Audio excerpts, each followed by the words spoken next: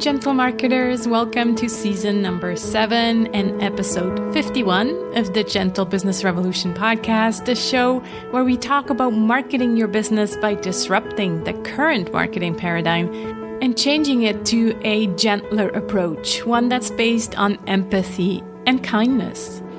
As always, I'm Rose Neligan, I'm the host here, and you know that you're in the right place if you are a heart-centered entrepreneur or change maker who is looking for a better way to market your business. Or you might also be a marketing impact pioneer, so someone who's working for a bigger organization, but one that does business for good. This episode falls under the P of passion and purpose, and more specifically, we're talking about not knowing your calling together with my friend Kat Rose from the creativeintrovert.com. Real quick before we begin, quick announcement. In about 3 months from now, I'll be running a Kickstarter campaign for my upcoming Gentle Marketing Revolution book. And I talk more about this in episode 50 when I shared my latest book update. I really look forward to it. I think it'll be really fun, and I'd love for you to participate. So I already set up a pre-launch page, and you can find it by going to sarahsenecroce.com/Kickstarter. I'll also put the link in the show notes. For now, it's just a kind of a pre-launch page that's there, but I'd love for you to give me some Kickstarter love over there, and then you get notified when we go live in December. And of course, I'll keep you posted here too, what I'm working on, what's all the things that go into creating a Kickstarter campaign and all of that. So sarahsenecroce.com/Kickstarter. So back to this episode. So today, as I said, we're talking about our calling and how to find it and what to do if we don't find it. How much we want to actually control our calling. So that's a question I asked Kat, and we go into that, like how much has the ego and this notion of control to do with our calling? And then Kat shares her cupcake versus breadcrumbs decision-making process. You'll just have to listen to the whole episode to find out what this cupcake versus breadcrumbs thing is. We also talk about vision boards and whether to do them or not, and so much more. Kat Rose is from London and currently lives by the sea in Brighton, UK. She works with creative introverts who dream of making a living from their art in a way that feels good to them. She does this through her weekly show, The Creative Introvert, so another podcast that I highly recommend you check out if you fall into this introverted spectrum. She talks about astrology and also has an online community called the League of Creative Introverts. Also, in full disclosure, Kat is the one that helped me in the initial times to put the book together. So really, we had 6 sessions together, and she really just helped me with the structure of the book. So really, I love her creative approach and just how deep we can go together. So without further ado, here's Kat and I talking about calling or not finding your calling. Enjoy. Hi, Kat. So good to speak to you again. How are you? I'm good. Thank you, Sarah. Yeah, it's always good for us to have a chat. Yeah. I wanted to get you on to talk about a topic that I saw you posting on your podcast, The Creative Introvert. And I'm always kind of talking about that as well. I had one episode where I shared the story of me finding my why, or my why finding me, or however you want to turn it. But this idea of, finding your calling or not finding your calling or not knowing what your calling is. So kind of a conversation around that, right? Because it seems like you've been doing a lot of thinking around that topic as well. Yeah, I have. But I still feel the form that it's in now is quite a recent thing. Mm-hmm. And I've been reflecting on this a lot recently. So we can talk about various reflections. But one thing that has struck me recently was that let's say the early days of the Creative Introvert. So this is when I first started the online business, started blogging, eventually podcasting. And I realize now that my main like why, or at least like my main drive, I mean, maybe we need to talk about what meaning and purpose and calling actually is. But anyway, the thing that was kind of getting me out of bed in the morning at the beginning was productivity. Like, how can I do more? And getting a big kind of kick out of that. This ultimately kind of transformed into effectiveness, especially when I kind of found the work of Tim Ferriss and, started to be like, no, I don't have to work as much. It's more about like, how effective am I getting things done? And then that went on for a little while. And a lot of my earlier podcasts are based around subjects touching on that. And then that kind of dropped away. I mean, who knows how? Maybe that's something I need to look at. But I had this, I think it's 2018. Yeah, that was my year of fun. I don't know if you remember that, when I was doing like a weekly fun thing. Yes. And this is kind of my attempt to loosen up a bit and maybe find, without using those words, but kind of finding meaning in more diverse things in life, let's say, rather than what my output was. And then more recently, this has kind of transformed again into a bigger search about calling and purpose. And yeah, it sounds vague, and it is.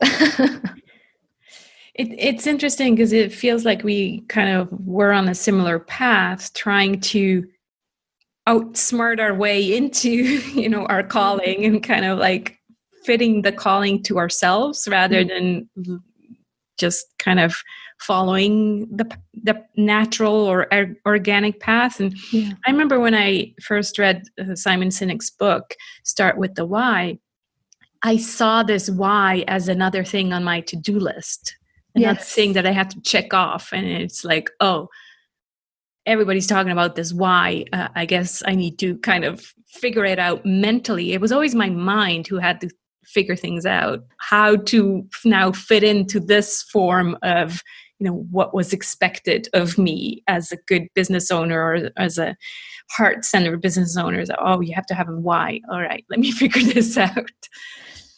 That's so funny. I totally agree with what you're saying about fitting our calling into like our kind of preconceived idea of what that should be. And yeah, I was definitely doing that. Like, I remember one time sending an email to Derek Sivers. I don't know if you know who that is, but really interesting guy. And I was basically kind of having a little breakdown where I was like, I don't think my why is good enough. What do I do? I think it's like, it's selfish. I was like listing all of these things I think was wrong with it. And he was just like, it actually doesn't matter. Like, if the end result is something positive. He gave the example of, if like two brothers, they were both maybe like abused by their parents.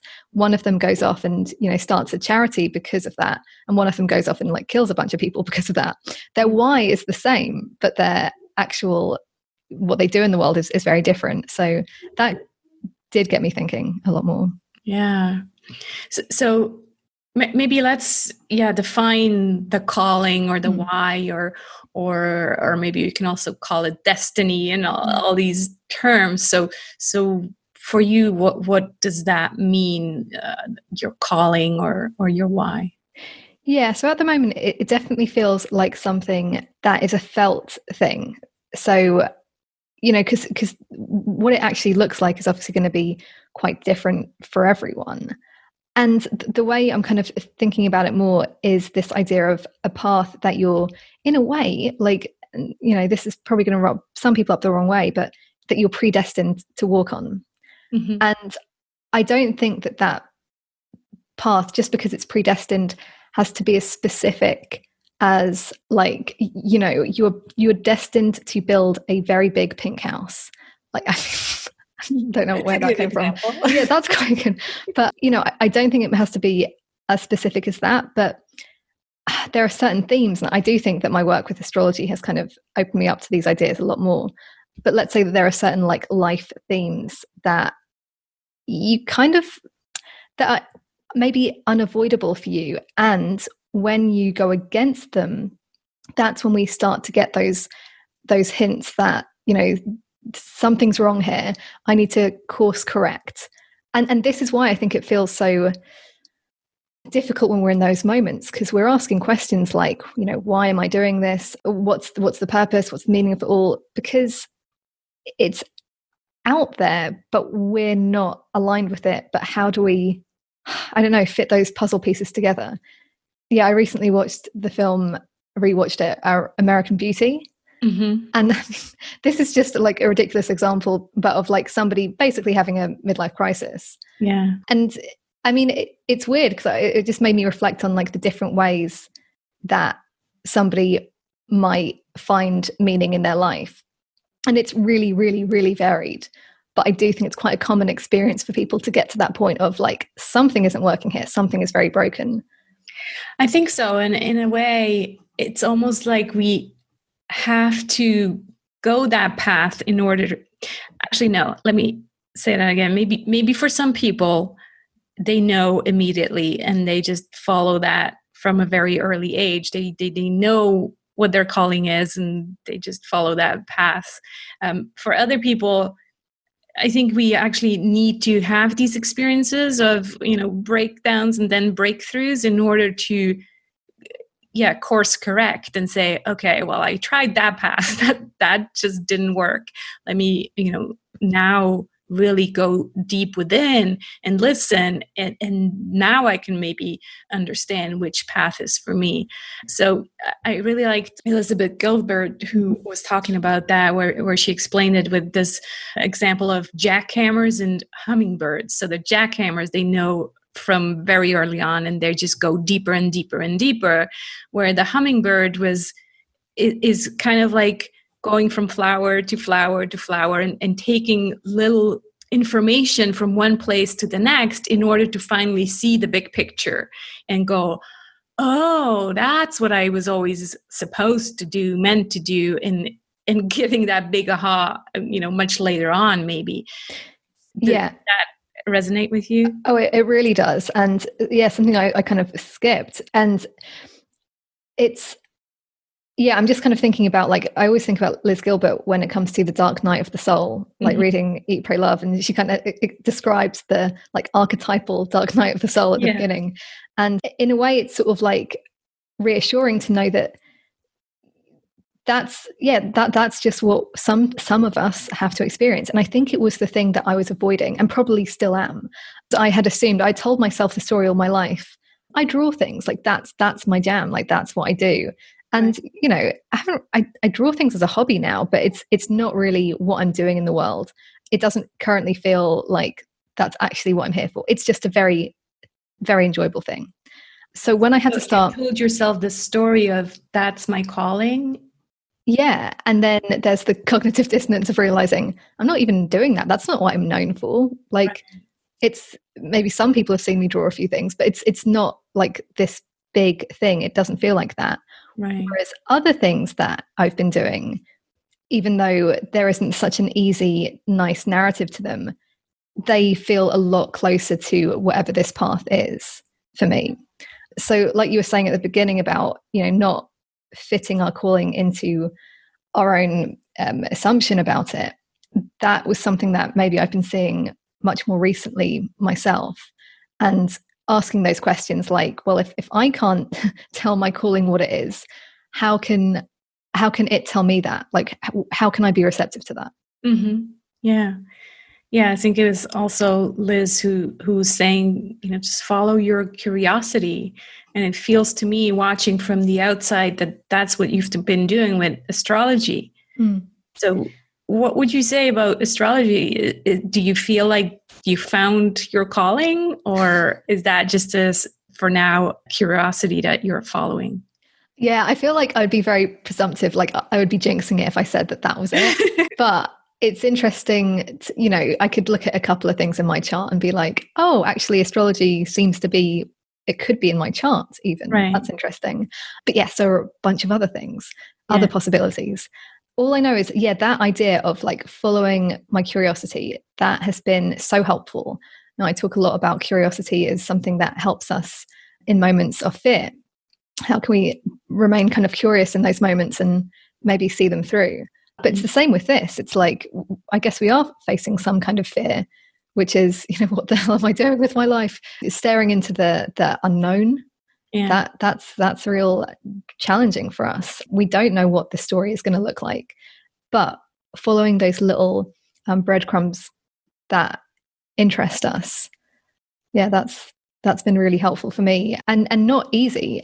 At times, I've kind of gotten to the place now where I've somehow managed to integrate astrology in with what I'm doing with the Creative Introvert, but that wasn't my first instinct. My first instinct was like, I have to hide this. No one can know about this. It has to be a separate thing. Maybe I have to have like a pseudonym. And then I kind of got over myself and realized that was my ego getting in the way. That was my fear speaking. Mm-hmm. Yeah.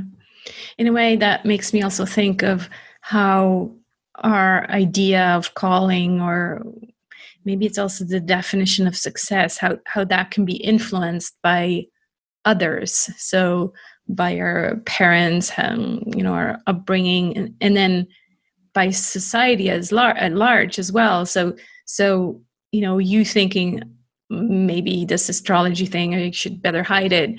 Well, maybe that's because you thought, well, yeah, well, what are people going to think? They're going to think I'm this woo-woo person, or so in a way, these things also get influenced by other people, and really saying, no, this is what I'm here to do. And if that thing doesn't really resonate with the society at large, we're like, well, maybe that's not it. I better hide that thing, right?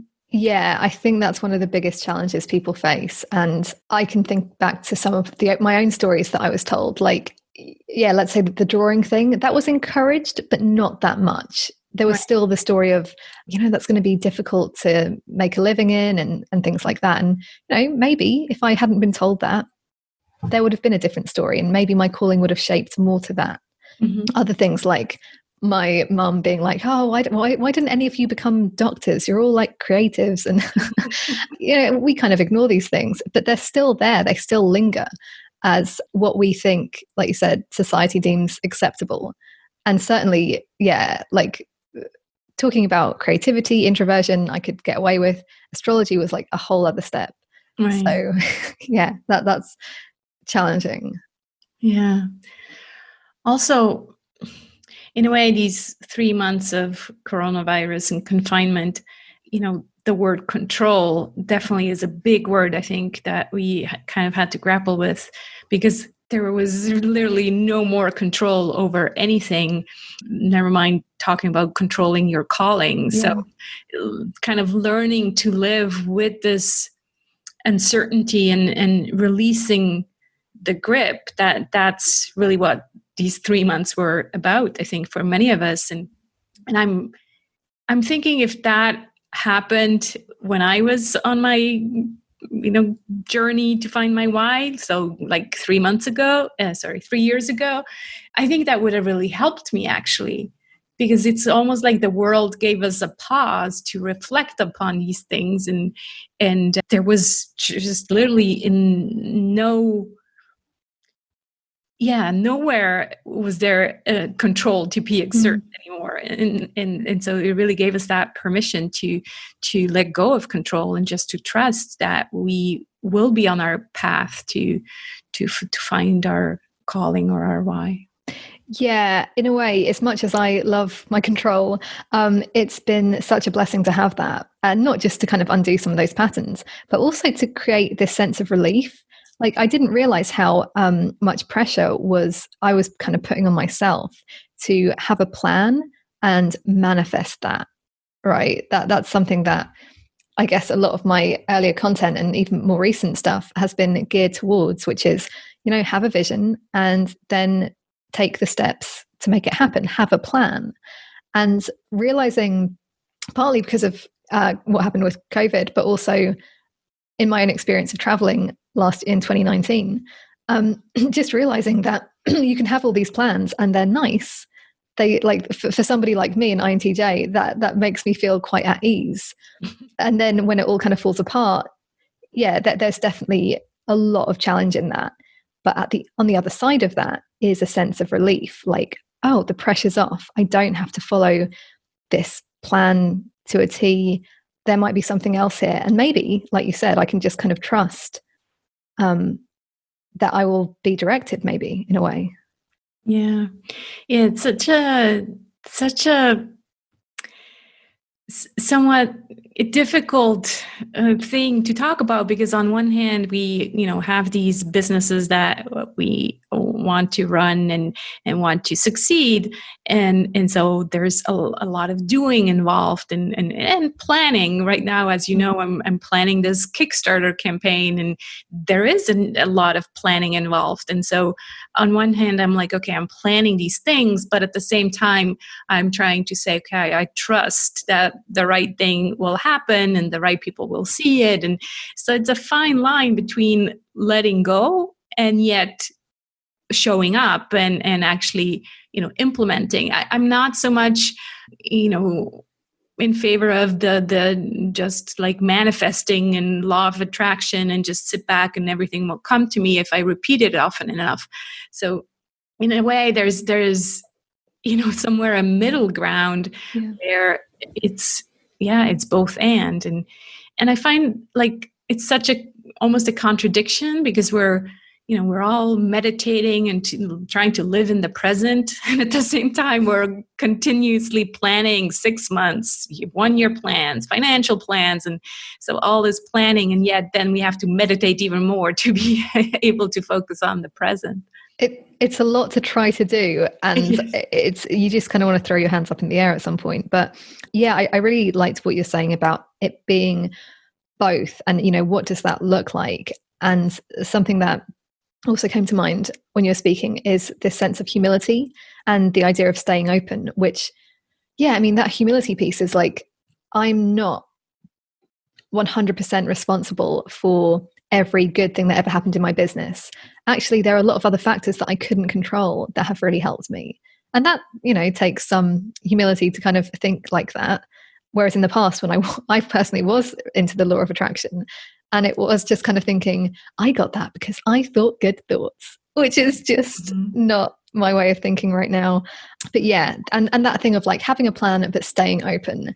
And yeah, similarly, I can see you doing that. And it feels more like a daily process, right? Because we're having our plan, which might stretch out into the distant future. But every day, maybe we're required to check in with ourselves, keep coming back to that question of, does this still feel right? And having that humility to kind of go back and maybe change course if we need to. Yeah. I also loved how you described this decision-making process, where you had this example of the cupcake versus the breadcrumbs. So can you explain? Yeah. So of course it had to be a food-based analogy. So my idea is kind of, it works because it's visual, right? So for me, the path is like literally a path, let's say. And on that path, we've heard the Jack and Jill story. It's not Jack and Jill. It's, who am I thinking about? The two kids who go to a forest and... Yeah, Hansel and Gretel. Hansel and Gretel, not Jack and Jill. Anyway, poor Hansel and Gretel. And there's this idea of breadcrumbs leading to the path. Yeah. Anyway, maybe the mythology there gets a little bit messy, but the cupcake is something that looks way more appealing than the breadcrumb. But this is something that would take us further away from the path that we're meant to be on. And that's kind of what I mean about this decision-making process. When we're at a crossroads, maybe we can ask ourselves, does this seem like a breadcrumb, which, even if it's not very substantial looking now, maybe it can turn into something and lead back to the path? Or is this the cupcake, which I know I'm going to get like an instant hit of like sugar and good feelings from it, but ultimately it won't be very satisfying. And like, as a kind of more realistic example, we might see this in times when somebody is asked, they're not loving their job, and then their boss calls them in and wants to give them a promotion. And they were just about to they were thinking about handing in their notice, but this promotion becomes a cupcake and it feels very appealing. But they have to kind of be honest with themselves and think, actually no, that Etsy store that I've been building in the background is actually, it's growing slowly but steadily. It's not as attractive as this big promotion, but and there you have a kind of decision to make. And if somebody is learning to get in tune with what those breadcrumbs are, I think that's ultimately what's going to lead them onto the path. Yeah, I love that. I think at the same time, obviously we don't always know, we don't see ahead, right? So we don't exactly know, okay, here's my 10 next breadcrumbs. So sometimes we have to go to the next cupcake and then go, oh, wow, that really wasn't so fulfilling as I thought. And so then it's like, well, here's my next breadcrumb. So I think it's difficult to, already be able to connect the dots or the breadcrumbs if you don't, like most of us don't know what's coming, what the next thing is. But I think you will notice, and it's a feeling thing, as you said in the beginning, it's a feeling thing. You notice whether this is a breadcrumb or a cupcake, whether it's an instant hit of, usually it's the instant hits are for the ego, right? Yeah, totally. I made a bunch of money. I got promoted. I, spoke on a big stage. Those are the big hits and the cupcakes, and where the breadcrumbs, maybe right now we don't even know how they'll have an impact and where the future breadcrumbs are going to be. But you know that they somehow, it will add up to a path. Completely. And I think, just to reassure people out there who do think that sounds very challenging, yeah, it was for me. I'm not the most naturally intuitive person, or at least that's the story I'm telling myself. And I've had to kind of be patient with that and make a deliberate effort to practice just feeling, okay, what does this moment in time, how do I feel right now? Journaling really helps me with that. But also just then kind of getting into that habit of doing that feelings check. And I have noticed that if I'm not like, we all have different ways of responding to things. There was a great book I read about intuition, which I will give you the link for the show notes, because the author's name, Lynn Robinson, I think that's her name. Mm-hmm. Yeah. And she gives like very practical steps for different techniques of kind of developing this sense of intuition. And I found it very helpful. But yeah, and like you said, over time, not instantly for most people, but over time, those breadcrumbs decisions do feel a certain way. And yeah, and it's definitely not linear. It's like I'll still make a lot of cupcake based decisions, but we learn from those. Yeah. Yeah. It reminds me that, and you know this because you helped me with my book that I'm writing, right? And it reminds me at the end, I kind of talk about integrating and, going maybe from a more traditional marketing model to a gentle marketing model. And I do say, well, there are going to be cupcake decisions. I don't refer to the cupcakes because I didn't hear you talk about that yet. But in a way, it's like, well, make sure you're safe first. I think that's what cupcake decisions is about as well. It's like, let's make sure that we are safe. We have food on the table. Those are also, in a way, cupcake decisions. And we have to keep taking those because otherwise it's, again, a bit too much in the, just trusting the universe out there, which is great. But at the same time, we all still have bills to pay. So yeah, it's a slow transition. And also not to be too hard on ourselves if we do make those cupcake decisions. Yeah, I love that. I'm really glad you brought up the point about safety, and because it would be really, I think, irresponsible for me to even say to myself, oh, Kat, just go with the flow, trust the universe. And while I do think that there is guaranteed going to be moments where we have to have trust or faith into our intuition and these breadcrumbs that we might choose, because they're not guaranteed things. It's usually not like a logic-based rational decision. But on the other side of that, it's like, are we being sensible enough to be taking care of our basic needs? Because it's honestly like, I don't think any breadcrumb is worth it if if you're feeling so scared that you're, like freaking out, having panic attacks, like it's just not worth it. Like I have enough faith in my intuition that it won't let me get so scared, or say, I kind of personify it as a daimon, actually a little fox. But I don't think that being, this imaginal being, would make me do something that felt so terrifying.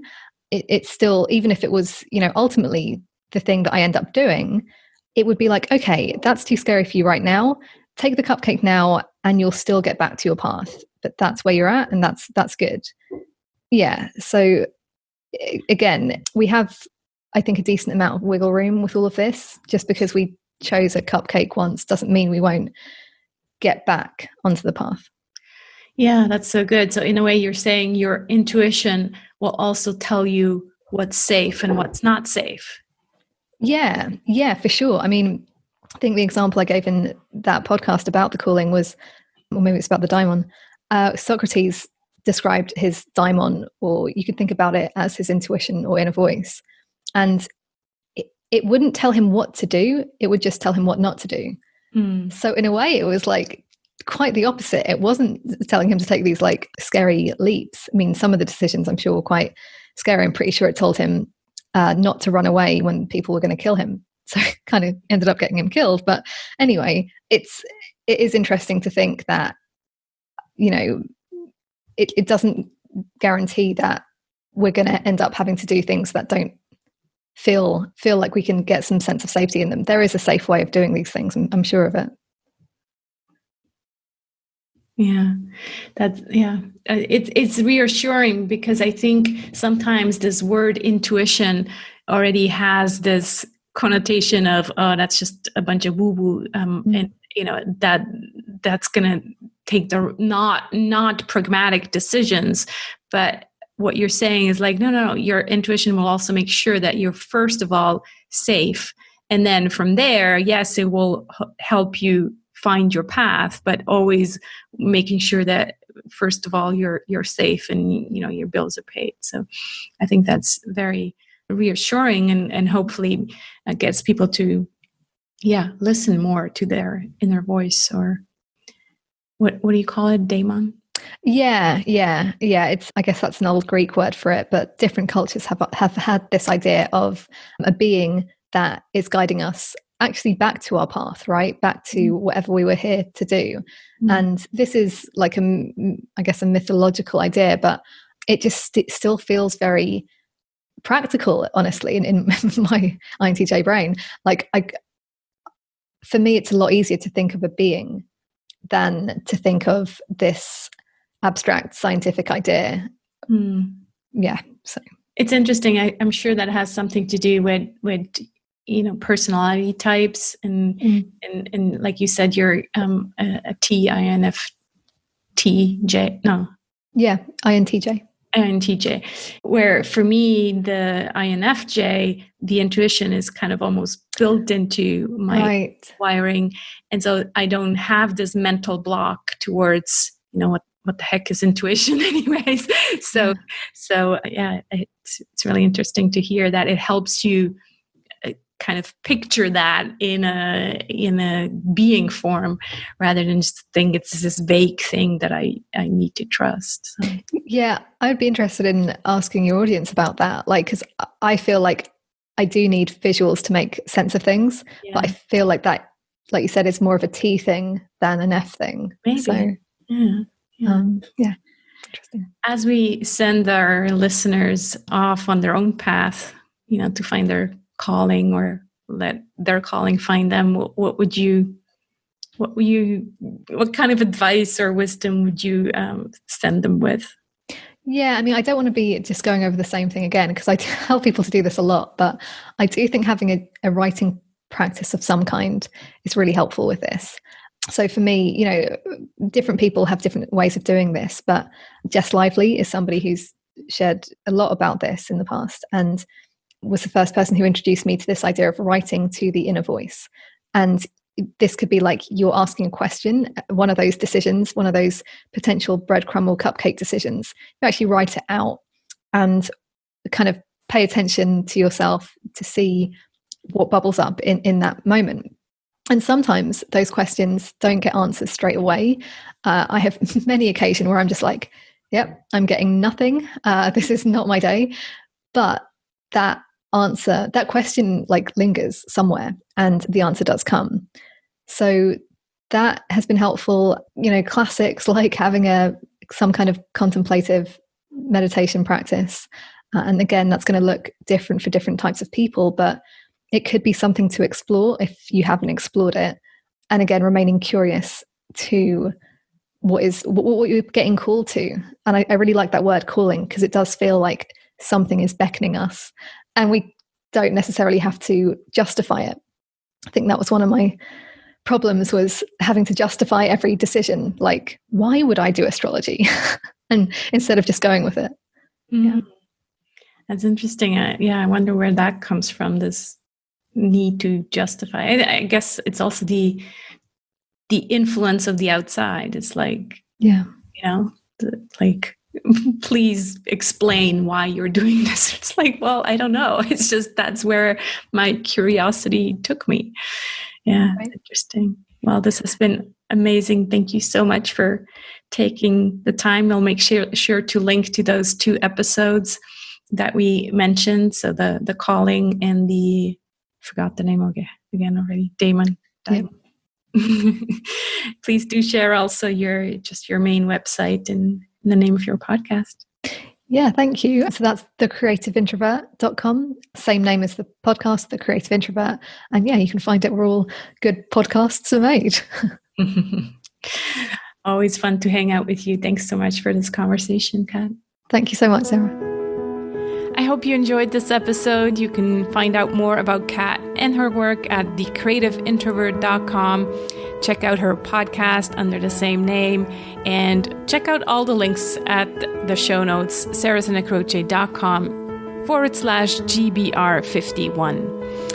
Also, our next Gentle Business Circle is coming up on September 9th. So if you share my worldview, I'd love to hang out with you in the Gentle Business Circle. It's a safe zone to hang out with other gentle marketers and help each other build our business and grow our impact. When you join the circle, you get a live monthly circle Q&A call with me and fellow gentle marketers. And of course, if you can't make it live, you get the recordings. They'll be posted in a private platform. You also, as a bonus, get my Authentic and Fair Pricing mini course, as well as secret bonus episodes every now and then. These calls take place once per month, every second Wednesday of the month.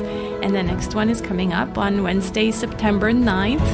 There are different levels of support, starting out at only $7 per month. You can find out more at sarahsanacroce.com/circle.